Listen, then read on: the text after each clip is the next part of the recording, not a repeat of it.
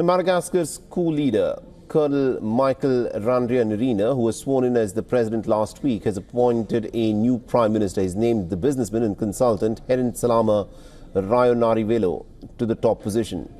Rajaonarivelo rose to power on the back of the youth-led protest that forced out his predecessor Andrei Rajoelina.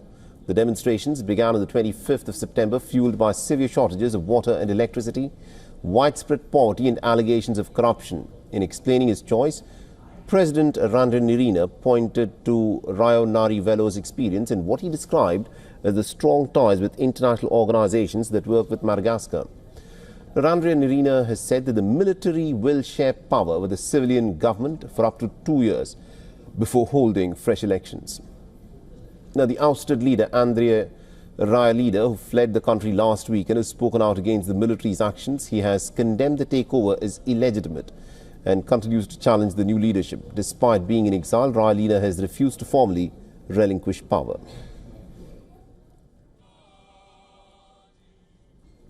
And our correspondent Louisa Olani has sent us this report. Listen in.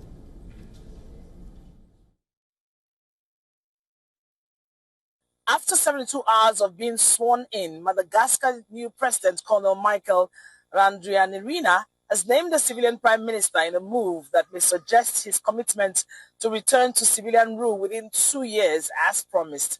He claimed to have consulted the National Assembly before his choice of Herintsalama Rajaonarivelo, a former chairman of the Madagascar Bank who has vast connections with international organizations that work with Madagascar. Now, some analysts believed his promise of a civilian government and collaboration with all the driving forces of the nation. However, others think he will succeed himself as a civilian president, as many other military leaders had done in other countries after promise of civilian rule. Fingers are crossed on the next move in the country.